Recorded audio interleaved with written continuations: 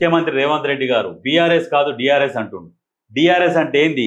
దయ్యాల రాజ్య సమితి అని అంటున్నాడు. అప్పట్లో మాజీ ప్రధానమంత్రి పివి నరసింహారావుకి సెషన్స్ కోర్టు నోటీసు ఇస్తే కోర్టు ఎదుట ఆయన హాజరయ్యారు. నువ్వు అంతకంటే గొప్పోడివా? గతంలో నన్ను జైల్లో పెడితే తొడగొట్టి పడగొట్టా, ఆ కుర్చీలో కూర్చున్నా, పట్టుబట్టి నా లక్ష్యం నెరవేర్చుకున్నా, తొడగొట్టి మీసం దిప్పి మాట నిలబెట్టుకున్నాడు. ఎందుకంటే దొంగలని గద్దె దింపుతా అని చెప్పిండు, గద్దె దింపిండు. ఓకే, ఇది బాగానే ఉంది. యాదాద్రి భువనగిరి జిల్లా తిరుమలాపురంలో జరిగిన బహిరంగ సభకు హాజరైన ప్రజానీకం ప్రసంగిస్తున్న రేవంత్ రెడ్డి, దయ్యాల రాజ్య సమితితో ప్రమాదం, కొరివి దయ్యాలు వచ్చాయని జనానికి చెప్పి తరిమి కొట్టించాలి.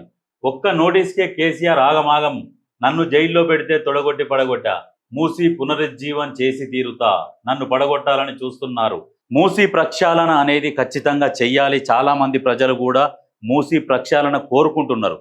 మూసి ప్రక్షాళన వీళ్ళు ఏం చేస్తున్నారంటే కొంతమందిని బీఆర్ఎస్కు సంబంధించిన వాళ్ళతోని మాట్లాడించి ఆ వీడియోలు అప్లోడ్ చేసి ఏదో కొద్దిగా వైరల్ చేద్దామన్న ప్రయత్నంలో వైరల్ చేస్తున్నారు తప్పితే ఆ మూసి పరివాహక ప్రాంతాలలో ఎంతమంది అయితే కొంతమంది జనాలు ఉంటారో వాళ్ళు ఖచ్చితంగా చెప్తున్నారు, మేము ఈ దోమల బాధ తట్టుకోలేకపోతున్నాం. మూసి ప్రక్షాళన అయితే లాభం ఏంది, ఏ విధంగా ఉంటుంది అనేది ఫస్ట్ అక్కడ ఆ పరివాహక ప్రాంతాలల్లో అవగాహన కల్పించాలి. మూసి ప్రక్షాళన అంటే ఏంది అని అంటే అక్కడ ఉన్న జనాలు ఏమనుకుంటున్నారంటే ఈ ఇళ్ళన్ని గులగొట్టి ఏదో కట్టుకుంటారంట, గవర్నమెంట్ గుంజేసుకుంటుందంట అనేది ఈ ప్రతిపక్షాలు విపక్షాలు ఇవి ఆరోపణలు చేస్తున్నాయి. ఫస్ట్ ఏంటంటే అక్కడ అవగాహన సదస్సులు అనేది పెట్టాలి. మూసి ప్రక్షాళన మీద ఏం జరుగుతుంది, నెక్స్ట్ మూసి ప్రక్షాళన జరిగితే ఏమేం లాభం ప్రజలకు, అక్కడ ఉన్న వాళ్ళకు మూసి ప్రక్షాళన జరిగితే ఎంతమంది నష్టపోతున్నారు, దానివల్ల ఎంతమంది లబ్ధి పొందుతున్నారు, లాభపడతారు, ఆరోగ్యంగా ఉంటారు. ఆ మూసి పరివాహక ప్రాంతాలలో ఎట్లా ఉంటుంది అంటే చాలా ఘోరంగా ఉంటుంది. దాంతోపాటు ఏమవుతుందంటే అక్కడ కొన్ని కెమికల్ కంపెనీ వాళ్ళు కూడా కెమికల్ కలిపి వెళ్ళిపోతున్నారు అక్కడికి వచ్చిన ఇట్లా. దానివల్ల చాలా ఇబ్బంది అవుతున్నది. అక్కడ ఏసీలు, ఫ్రిడ్జ్లు, ఎలక్ట్రానిక్ టీవీలు అన్నీ ఖరాబ్ అయిపోతుంటాయి అక్కడ. ఈ విషయం మీద మీరు ప్రజలకు అవగాహన కల్పించాలి. అవగాహన కల్పించి మూసి ప్రక్షాళన మీద అక్రమ కట్టడాలు ఏవైతే ఉంటాయో అవి కూలగొట్టుకుంటూ పోవాలి. ఫస్ట్ అవగాహన కల్పిస్తే జనాలు వాళ్ళే సపోర్ట్ చేస్తారు ప్రభుత్వానికి. గతంలో బీఆర్ఎస్ ప్రభుత్వంలో వర్షాలు వచ్చి మొత్తం వరదలు వచ్చి ఇళ్లకు నీళ్ళు వచ్చి చాలా మంది ఇబ్బందులు పడ్డారు. కొంతమంది ఫ్రిడ్జ్లు అవన్నీ ఖరాబ్ అయినాయి. ఖరాబ్ అయినందుకు ఏం చేసింది అప్పుడున్న ప్రభుత్వము, ఆధార్ కార్డు బేస్ చేసుకొని ఒక్కొక్కరికి 10,000 ఇచ్చింది.